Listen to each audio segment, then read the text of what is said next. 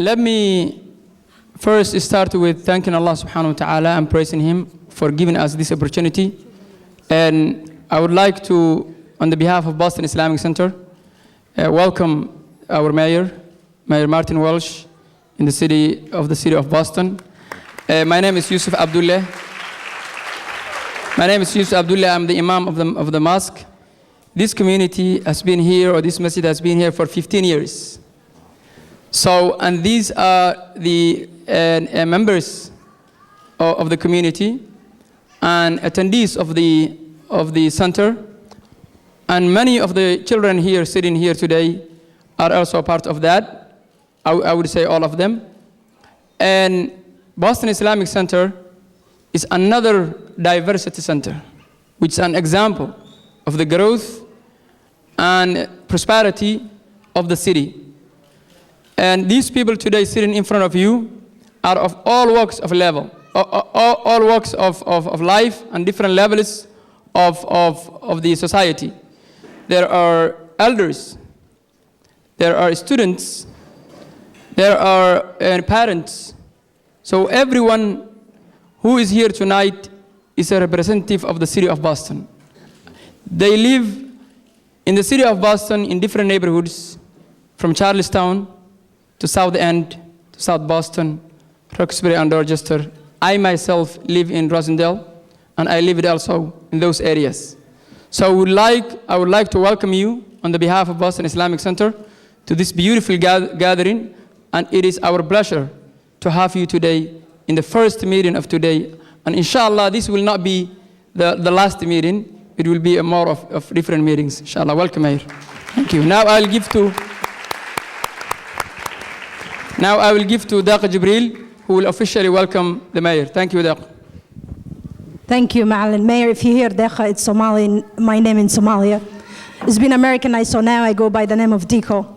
Assalamu alaikum. May peace be among all of you. It's very honored and excited to welcome our great Mayor Walsh. Somebody who's dear and near to my heart, not only my heart, but all of Somali community's heart, Dan Mulhern, who's a great friend of us. I also want to welcome Chief of Diversity, Mr. Shaun, welcome to my community. Mr. Mayor, there's 12,000 Somalis in this great Commonwealth of Massachusetts, most of us settled in Boston. If you look at the district of Roxbury, 7% is owned by immigrants. Out of that 7%, there is 18 Somali businesses in Dudley. And we couldn't have done it without the help of our family, friends, and this great city that welcomed us 20 years ago. People came here with nothing, and today they are college graduates, they are business owners, and this is not a successful story just in refugee, but it's American successful story. We are grateful for our new country. This is the English high school I went 1991. When I came here, Mr. Mayor, I didn't know a word of English. I didn't know I was going to be this activist woman and welcome you here someday. So thank you. With that due,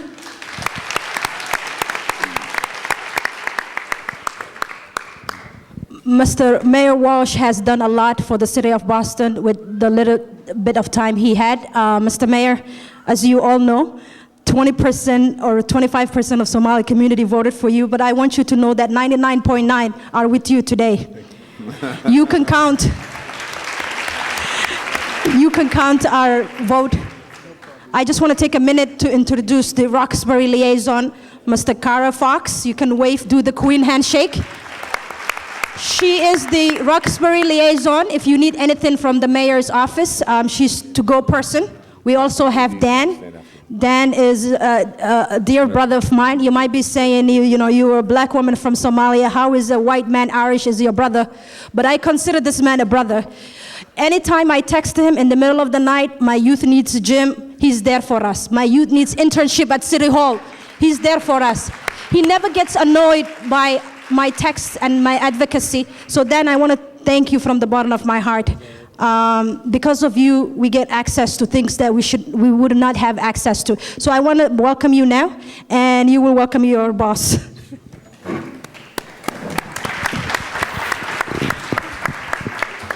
Assalamu alaikum. Yeah. I'm beginning to feel like I'm with family. I've spent so much time with many of the people in this room. And I'm really honored to be here with you tonight and also to introduce our mayor to you.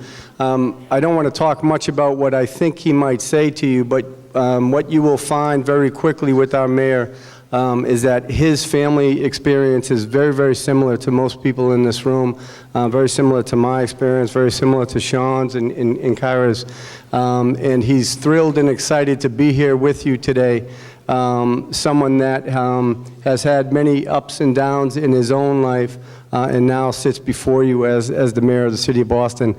So without anything further, I introduce Mayor Martin J. Walsh. Thank you, Danny. Assalamu alaikum. The kids are laughing at your pronunciation. Danny stole my opening line. Did I say it right? Yes. All right. And peace be with all of you who don't understand what I just said. It's certainly an honor to be with all of you tonight here. I want to thank the leadership of the Boston Islamic Center and everyone in the Somali community. I have some prepared remarks. I'm just going to go through some of my prepared remarks, and I'm going to take questions, and I'm going to any questions that want to be asked. But I want to thank all the scholars and artists that are here today for sharing your wisdom. I want to thank all the young people today for sharing your talent. One of my favorite things to do as mayor is to visit with the immigrant community and the faith communities. It keeps me grounded and reminds me of who I am and where I came from. My family came to this country. My father came to this country in 1956. He didn't have much but a suitcase. He had some family members that were here that he had a chance that he stayed with, but he didn't really have a lot. My mother came to this country in 1959, and she came to her aunt's house out in Norwood, and they met here.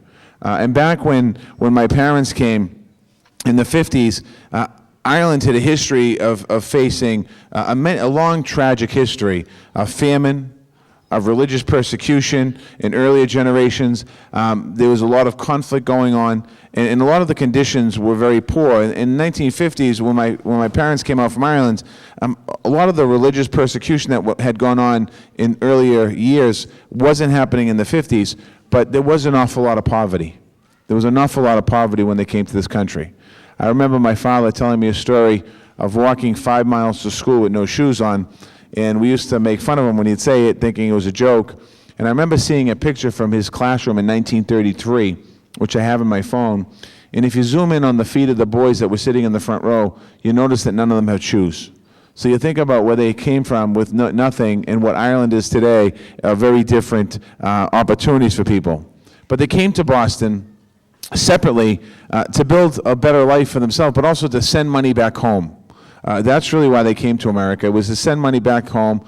My mother was one of 7, and her 6 brothers and sisters were still at home. My father was one of 13, and many of his siblings were still at home. So they'd be sending money back to home to their mothers. And that's why they came. And when they had a chance to, when they met out here, they got married.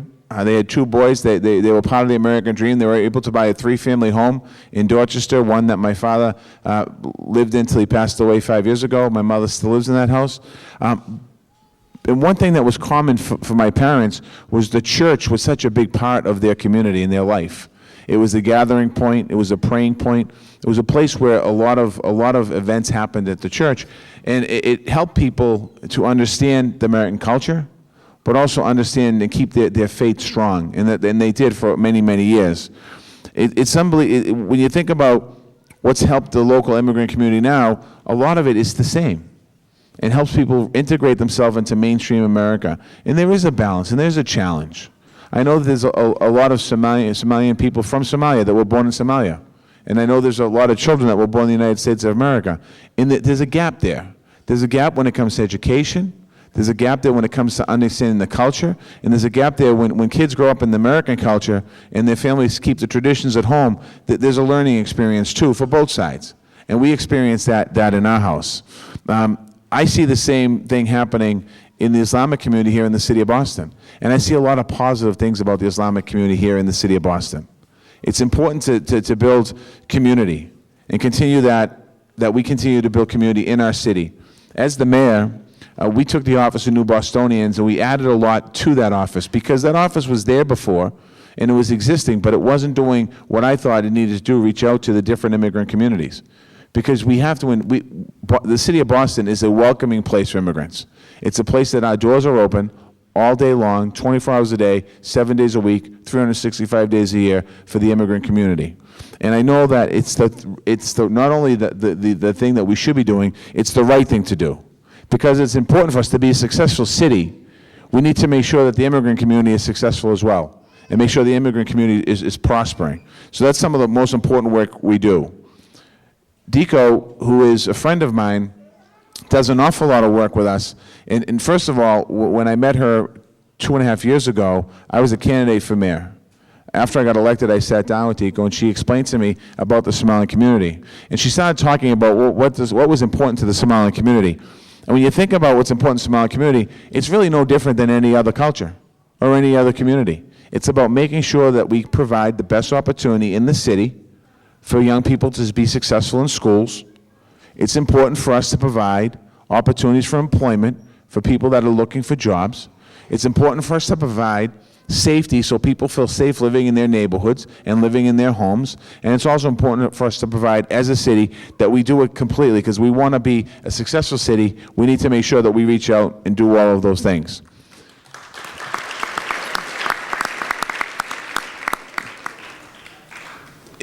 In the more recent time, the presidential election, one of the candidates president, who I'll leave nameless, made a very disparaging remark against a people, a nationality, against the Mexican people. There's no place for that in our culture, and there's no place for that in our city. And I was quick to respond to that person. The American dialogue has been characterized by intolerance and even hatred. We can't have that conversation here in Boston. We need to make sure that we are a welcoming city, and we know that Islam is a force for good. We can see that today here in this room. We can see that all weekend in our city. I just want to say, Boston celebrates with you this weekend and every single day. Boston respects your culture and your faith, and Boston cherishes your contribution to our city. And I didn't address certain topics because I know I'm going to be asked some questions by some of the young people in the room, and I just want to say thank you for the opportunity. To my left, Shaun Blugh, he is the Chief Diversity Officer in the City of Boston. Those of you that don't know what that is, that means that when we come into City Hall and we look at the population of our city, 52% of the makeup of our city are people of color that don't look like me or don't look like Danny. And we said that if we want to change the culture inside or outside of City Hall, we have to begin by changing the culture inside of City Hall. So we want to make sure that the workforce reflects the community. And Shaun's been here doing an incredible job in our city. His office started with 1. His office is up to 3, and he's reaching out to different community groups. And I'd like to, maybe not tonight, but at some point, have him sit down with some representatives of the Somali community to talk about opportunities. Daniel Mulhern, the gentleman to my left, a lot of you know him, some of you don't. Daniel Mulhern was a former prosecutor in the city. And what he did was he prosecuted people who did bad things. And over his time as a prosecutor, I would sit down with him and talk to him about what we can do better. And Danny, as a prosecutor, just didn't prosecute people. He actually sat down with people and tried to help them find the right path to a good life. And when I got elected mayor, I asked Danny if he'd come on board and work in City Hall with me. And what we did was we created the Office of Public Safety. It's not the police, it's not the courts, it's an opportunity for us to be able to sit down and try and tackle the issues of violence in our city in a whole different way. And I think that some of the work that Danny's doing and the police is doing by creating dialogues, and some of the work that a lot of you in this room are doing, we are not in the case of other cities and towns around America that we're seeing violence happening in our city. We do have violence, and we're working on it every day, but we don't have the challenges, but we still have a long way to go. So I want to thank both of these gentlemen. And Kaira, who's here with us today, is the representative for Roxbury, who is the person who is the liaison. She's the liaison to the mayor's office, so she technically is an extension of me. When she's in a community meeting, that means I'm in the community meeting, because what happens is she'll take the challenges or questions that might be had, and she'll bring them back to me, and we'll figure out the solution. So I want to thank these 3 people for being with us tonight on a Thanksgiving weekend. Thank you so much, Mayor, being here today. We would also like to thank Deqa, and without her, it would not be possible. And now I would like to welcome the Q&A, and I would like to call Hamdi Mohammed. Hello. To ask her. How are you? Good, how are you? Thank you for coming, Mayor. My name is Hamdi Mohammed. I was born in Kenya and I moved to the United States in 1996 when I was 3 years old. I attend UMass Boston and I work there as well. My question is, in light of global terrorism events, there's generally a backlash against Muslims around the world. What policies and procedures are in place to protect Muslim residents from xenophobic and Islamophobic attacks? And how will you engage the Muslim community to achieve that goal? That's a great question. One of the ways that we fight against discrimination is that when I'm talking to in an event or to a group of people, oftentimes I'll talk about the Muslim people inside my speech. It's not when I'm at any place that there's Muslim people, it's in general. So I think that the message should start from the mayor's office going down, saying that you can't label, or you can't, I'm trying to think the right way to put it, you can't judge every Muslim person by what's happening in different parts of the world. And you can't say it's the Muslim faith or the Muslim people that's causing this. And I think it's very, very important for all of us as elected leaders to have that message. Because I think when we send mixed messages out to the community, all different communities, that's what people listen to, the response of that. And I think it's important for me as I talk to, in different places, I said, as I talk to different places, not just when I visit English High School on a Friday night to the Somalian community, but when I'm talking to an Irish group, or when I'm talking to an Italian group, or when I'm talking to people in the city of Boston, it's important for me to pass that message along. As I said earlier in my remarks, that we will not tolerate any discrimination in our city against anybody. And when I say that, I mean against the Muslim community as well. We are not going to tolerate it. What happened last weekend, 2 weekends ago in Paris, terrible tragedy. Many of us felt our hearts were broken for the people that lost their lives. The response to that was, are we going to stop taking Syrian refugees in the United States of America? Well, I don't know how the two necessarily get put together. And I think it's a very dangerous conversation to have at this particular moment, at this time. Because I think, from my understanding, and that we all know this, the people that are leaving Syria because they're afraid of their life. And they're afraid of the circumstances they have in their own country. And they're looking to leave and come to a different place for their own safety and their family's safety and the future of their family. And we shouldn't be saying, no, we're not going to take any Somalian refugees here in the city or in the United States of America, because that's not the way we are here in the United States of America. We're a country built of immigrants.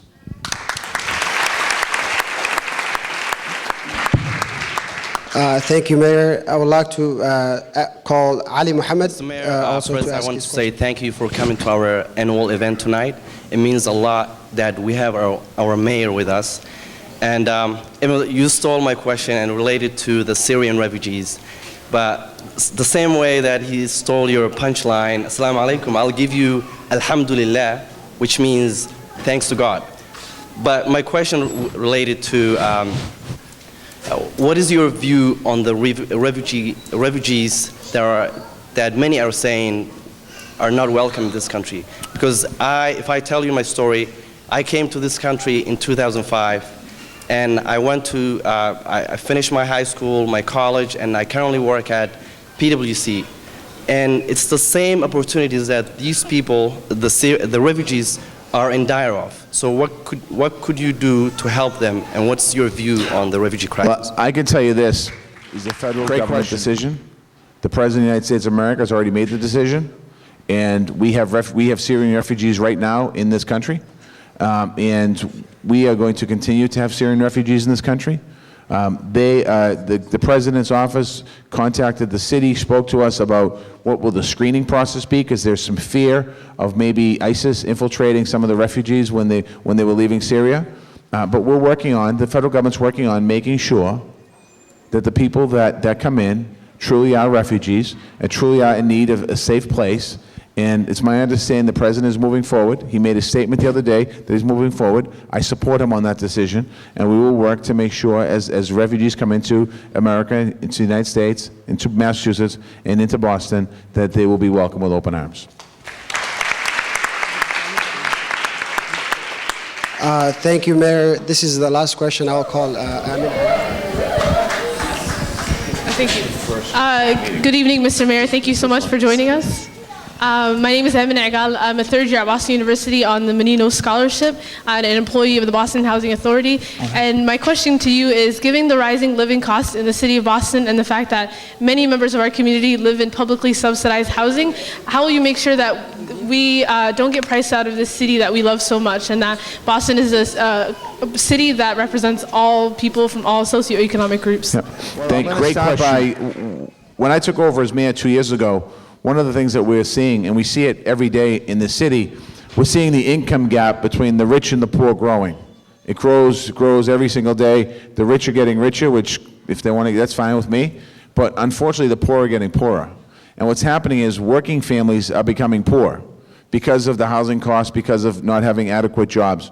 So one of the things that we started to look at right away was how do we create more opportunities to build more housing in the city of Boston, more moderate, which is workforce housing, and low-income housing in the city. And right now, we've launched a program a year ago, October. We launched to create 53,000 units of new housing by the year 2030. A year and a half into it, we're already 122% ahead of where we need to be. We have to do much more than that. But we have plans to build density for housing. We're trying to come up with some funding sources. We put money in the budget this year to build more affordable units. We broke ground on more housing units this year for affordable housing units. We're working with the federal government as well, because the federal government, the concern I have is not just creating more housing, but it's also paying for the housing that we currently have, because the federal government money is drying up, and they're not sending money, as you know, working for the Housing Authority, they're not sending money into the Housing Authority. So what I don't want to do is work to create all this housing, which we're going to do, but then on the backside, lose the subsidy from the federal government for the federal housing we have now. So we're working extremely hard on this to make sure we grow both parts of housing, and we have to, as a city. Right now, Boston has 656,000 people living in our city. We have the most people living in this city since the 1960s. By the year 2030, and long before it, we'll have over 700,000 people in our city. We can't be a city of high-end, affluent people. We have to be a city of mixed-income people to be successful. Because if you look at cities around America and around the world, if we become just an affluent city, we lose the workforce, and what happens is we can't provide the people for the jobs that are needed to keep our city moving. So in order to be successful, we have to make sure we have a good mix of incomes in our city for people for economic reasons, a whole bunch of reasons. So we're going to continue to work on that, and we'll get more information out to you. I just want to say this. I know this is the first time that you've gotten together in a conference like this. There's a good representation of the community in this room. But we all know that the community could probably fill 7 or 8 rooms this size. So it's important for you. I need your help. I need you to make sure you reach out to the community too and tell people to get involved, get active, because it's important for people to be active. It can't be 3 or 4 or 5 younger people asking questions and being vocal. It needs to be the whole community talking about how do we work better together. Because I know the Somalian community in a lot of ways is a very important community to the city of Boston. Because I know there are a lot of business owners in this room. I know there are a lot of political leaders in this room. And I know there are a lot of young, talented people in this room who are going to go on when they graduate to high school and college and go on and do great things because you're first generation or you came to this country as a baby, so you're technically first generation. And generally what happens is the generation after the next generation works hard because your parents work 2 and 3 and 4 jobs so that you can go to school, you can get a degree, and you have an opportunity to work in PwC or be mayor of the city of Boston or do something, be a nurse or be a doctor. So I would just suggest everyone make sure as you continue to meet, the community should come out more and stay active and stay involved in the political process. Get involved in your government because it's important for the future of our city. Okay, that's another important piece. It's important that people understand that that you need to be involved in this process. I want to thank you for the opportunity to be here tonight, to say a few words. I want to thank you for the opportunity for the 3 questions that were asked of me, and I look forward to continuing the conversation moving forward. Thank you, Mr. Mayor. In Somalia, we say "Wa mahadsantahay," which means thank you very much. Before I give it to Sheikh Yusuf to conclude, I just want to share with my young youth here. The mayor has Youth Advisory Committee. If you are interested, let me know. I can put you in touch with Dan. The mayor is also the first mayor that hired chief of diversity. That shows how much he cares, inclusive. So keep in mind that we are part of Bostonian. Sometimes when you're an immigrant and you come, you think you have your suitcase, you're going back. It's not going back. When I came here, it was my early teens. My kids are teenagers now. So, Mr. Mayor, I want to thank you. This opportunity that you come to connect with Somali community means a lot to me. Thank you for coming the day after Thanksgiving. Normally, people stay home, enjoy the turkey again and again. So the fact that the mayor is here shows that how much he cares. So give him a round of applause, please.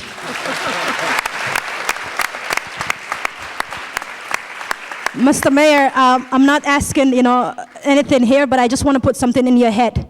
I'm a mother of 4 children. 2 of my kids go to high school at Cambridge, and the city of Cambridge celebrates Eid, which is the holiday of Islam. And my 2 little kids in Boston Public School, I have to call them and ask excuse, absent, because it's my religious holiday. So I hope someday, it's our dream that the city of Boston recognizes that holiday. I'm also mobilizing the parents that go to public school, and we are meeting with our superintendent. And I just wanted to put it in your head that our students deserve a day off, just like Christmas, Hanukkah. I'm not asking anything. I'm not putting you on the spot, but keep in mind, this is a holiday that's dear and near to our heart. Thank you. MashaAllah, MashaAllah. Jazakallah khairan. Thank you, Deqo, for being the link of this community with the city of Boston, with the state of Massachusetts, with the federal government, and for working so hard to make this event possible. And thank you so much for that. Thank you, Mayor, for coming tonight and being with us tonight. It's really an honor for all of us. This is the 8th annual meeting. And this is your first meeting with us. But it's not going to be the last. Inshallah, it will be continuing, and we'll know more about each other. And these are residents of Boston, and they have rights, and they have responsibilities.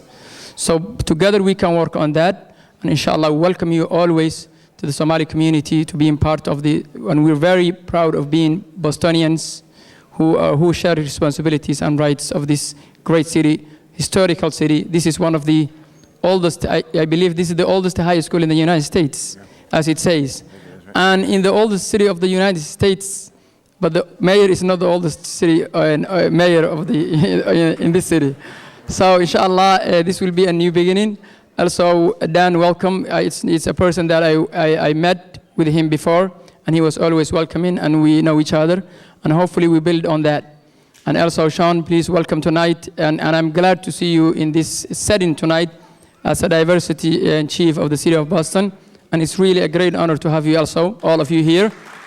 And please, let's thank the mayor for being with us tonight, and hopefully we'll see him again. Thank you so much. Thank you.